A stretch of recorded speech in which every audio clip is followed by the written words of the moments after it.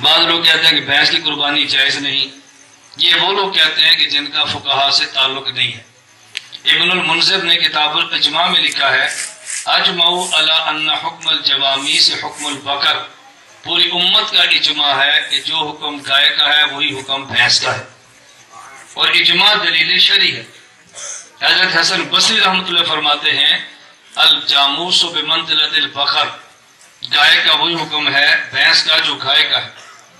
حضرت امام مالک فرماتے ہیں، موطا امام مالک میں ہے، فرماتے ہیں انما یہ بقر کلھا، گائے اور بھینس کا ایک ہی حکم ہے، یہ خود فرماتے ہیں۔ میں اس لیے گزارش کر رہا تھا کہ جو حکم گائے کا ہے وہی حکم بھینس کا ہے، امت کا اجماع ہے۔ جو لوگ کہتے ہیں نا بھینس کی قربانی جائز نہیں ہے، وہ ساتھ یہ بھی کہتے ہیں کہ گھوڑے کی جائز ہے۔ مسئلہ یہ ہے جی، بھینس جو ہے، بھینس کیا اس کی قربانی لگ جاتی ہے؟ کیا کٹے کی قربانی لگ جاتی ہے؟ میرے بھائیو یاد رکھو، اللہ تعالیٰ نے ثمانیت ازواج، 8 جانوروں کا قربانی کے لیے ذکر کیا۔ نر مادہ اگر نکال دی جائے تو 4 جانور، ثمانیت ازواج کا مطلب 8 جوڑوں میں صرف 8، بکرا، گائے، اونٹ اور بھیڑ۔ بھیڑ کے اندر تشریح میں رسول اللہ نے دمبے کو بھیڑ میں شامل کیا۔ یہ وہ 8 جوڑے ہیں جن کو قربانی کے لیے اللہ کی بارگاہ میں پیش کیا جائے گا۔ بعض لوگ یہ سمجھتے ہیں کہ ہر حلال جانور کی قربانی جائز ہے۔ نہیں میرے بھائیو، ان 8 کے علاوہ ہر حلال جانور کی قربانی جائز نہیں ہے۔ کیا رسول اللہ نے ہرن کو قربان کیا؟ ہرن حلال نہیں؟ حلال ہے۔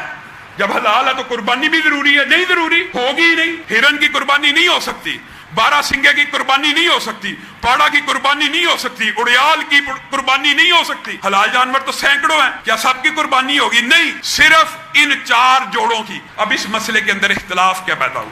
اختلاف یہ ہے جی، جو بھینس ہے اور کٹا ہے، کیا یہ گائے کی قسم ہے یا نہیں؟ یہ اختلاف ہے، معمولی سا، عام فہم سا۔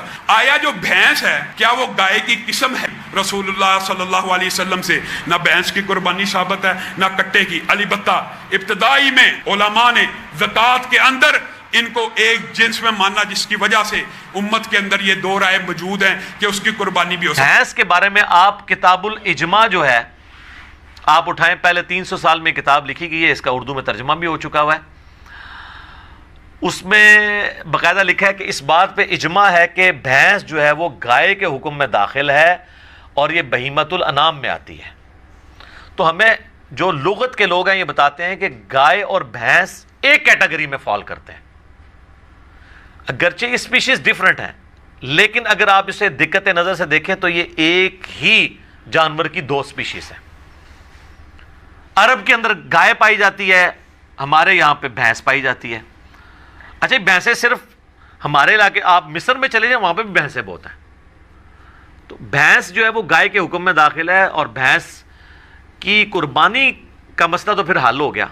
ویسے تو اس میں حنفی تو قائل ہیں بھینسے کی قربانی کے، اہل حدیث میں 2 گروہ ہیں، کچھ کہتے ہیں کر لیں، کچھ کہتے ہیں نہ کریں، اس لیے کہ یہ ان 4 بہیمۃ الانام میں نہیں آتے جس کا ذکر سورۃ الانعام میں آیا ہے، بکری، بھیڑ اور گائے اور اونٹ۔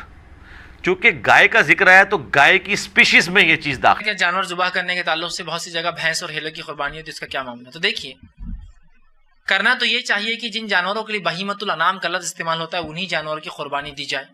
اور بہیمۃ الانام جو جانوروں کے لیے استعمال کیا گیا ہے وہ ہے بھیڑ اور اس کی جو میل فیمیل مذکر مؤنث، بکرا بکری، گائے بیل، اونٹ اور اونٹنی، یہ 4 چیزوں کو ذبح کیا جائے گا۔ مطلب 4 نسل کے 8 جانور ہوں گے نا، مذکر مؤنث مذکر مؤنث مذکر مؤنث مذکر مؤنث، ٹھیک؟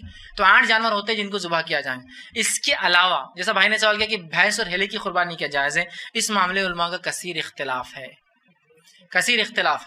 اس لیے کچھ نے کہا کہ جو ہے بھینس جو ہے وہ گائے کے جنس سے ہے، لہٰذا کہا زکوٰۃ دے دی جائے۔ اب جب گائے کی زکوٰۃ دی جاتی تو بھینس کی بھی زکوٰۃ دی جاتی، تو کچھ نے کہا جب بھینس کی زکوٰۃ دی جائیں گی تو بھینس کی قربانی بھی کرنا درست ہوگا، ٹھیک ہے؟ تو بہرحال اس معاملے علماء کا اختلاف ہے، تو اس بات میں یاد جیسا کہ سلام اللہ امرتسری رحمہ اللہ، انہوں نے فتویٰ دیا کہ بھینس کی قربانی جائز ہے، ٹھیک ہے؟ یہ بہت بڑے امام گزرے ہیں، ایک جو ہے اور جمعیت اہل حدیث کی بانی بھی ہندوستان میں